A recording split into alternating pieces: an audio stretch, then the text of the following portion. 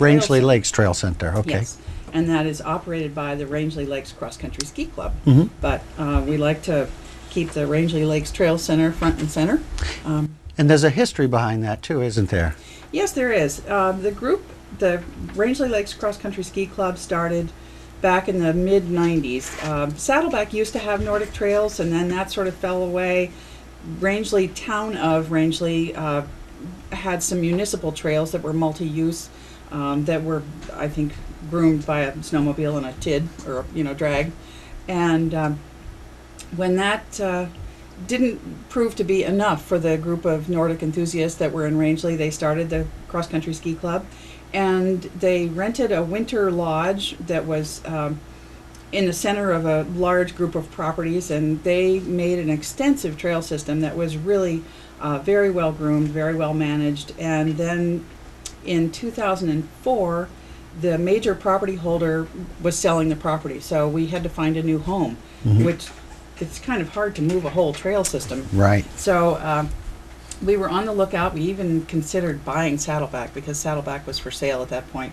But the Berries came along, bought Saddleback, and they were sympathetic to our cause and allowed us to, we lease 5 acres of land where our yurt lodge is, and we have used some old existing trails, logging roads and things like that, and then we have extended the trail system. So we have about 35 kilometers, more than that, of trails, and not just Nordic trails, but we have a great selection of snowshoe trails that's growing by the day, practically. Yeah. We have a terrific group of volunteers who have spent their summers and falls making trails for snowshoes and keeping the cross-country ski trails. All that's done voluntarily.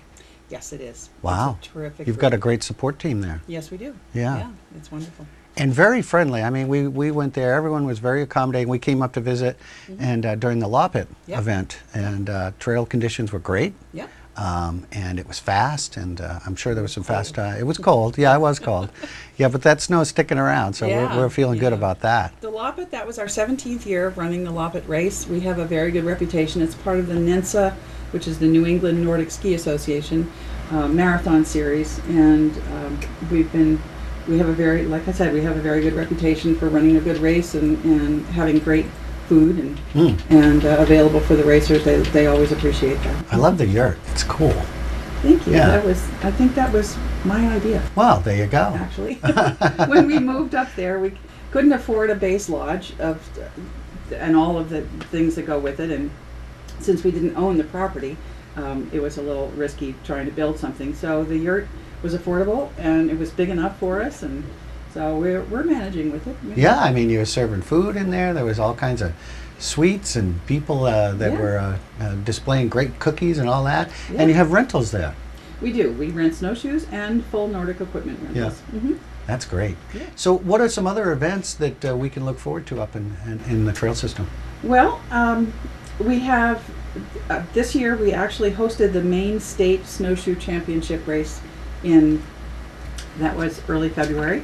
And of course we have the Loppet every year. That's always the first Saturday in March. And coming up this Saturday is the Rangeley Moose Dash.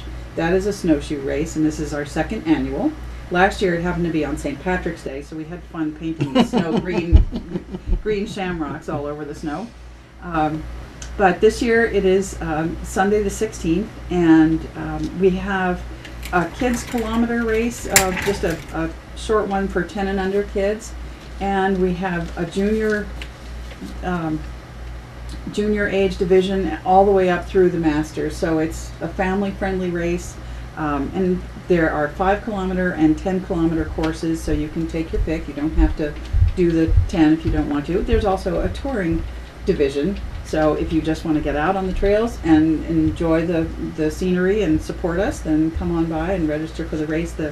I think registrations come from maybe $5 to $20 for the race. Yeah. Hey, Carol, stay with us. We'll take a break. We'll come back and talk more about this great trail system and some of the things that you are offering, and a special event that we want to tell you about that I've never heard of before. The Gnome Home Roam. The Gnome Home Roam. Yes, and that is in conjunction with the Moose Dash, but it is an all-day event. It's family family friendly. We have gnome homes on our trails that have been custom built by one of our trusty volunteers. And the gnomes that live in these homes have been made by the school students at the Rangeley Region School. And this Sunday, during the Gnome Home Roam, if you come and register for that, by the way, there are free rentals for children. No trail pass is required. Okay. So children, it's absolutely free for first come, first serve.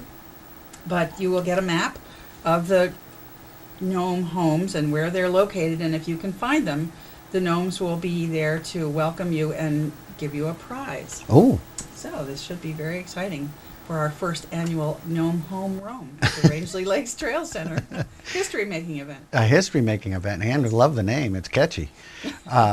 Now, that's just one of the events. Now, in the summer, what happens in the trail system? What people certainly take advantage of it. Is that correct? Yes, they do. The trails are open and free of charge anytime there's no snow. I mean, the only time we charge for trail access is during the snow season. Mm-hmm. So spring, summer, and fall, the trails are open for hiking, mountain biking, bird watching. I think we have more bird houses per square acre than anywhere else in Maine. We have again, So good bird watching. It's beautiful bird watching there. There's some quite avid birders who find that it's really, really good territory. We also have some specific birding areas where you can take a shelter. It's a camouflage shelter for just waiting for the right photograph for those Mm-hmm. birds. You can take it with you. Portable little shelter. But great hiking in the summertime. There's some streams that run through there. They're nice little watering holes and for swimming or whatever. We walk there on a regular basis in the summer. It's really very nice. And it also connects with Saddleback trails, so that you can make a whole day of it and do a loop, go up to the top of Saddleback and come back down. Wow. It's a wonderful, wonderful trail system. Are there future plans to expand the trails, or is it just an ongoing thing that happens all the time? It's an ongoing thing. Actually, there's been some logging operations that are down by our territory that certainly don't interfere with the alpine skiing, but we've had some interruptions with that. But the interruptions are actually going to be good for us because that will create new trails for us. Right. So from when the logging operations are finished, voila, we have a new trail, which is very exciting. And there'll be more birdhouses and And I'm sure there'll be, and gnomes will More move in gnome homes. and take over the area. are gnomes good luck? Yeah, Yeah, absolutely. yeah. Well, that's great. The Gnome Home Roam and free rentals for the kids, and that sounds like a great family event, huh? It is. It's going to be fun. They have Yeah. names? The names? The gnomes? Yeah. Names of gnomes. No. Don't know. No names for the gnomes? No, there are no name gnomes. No name gnomes.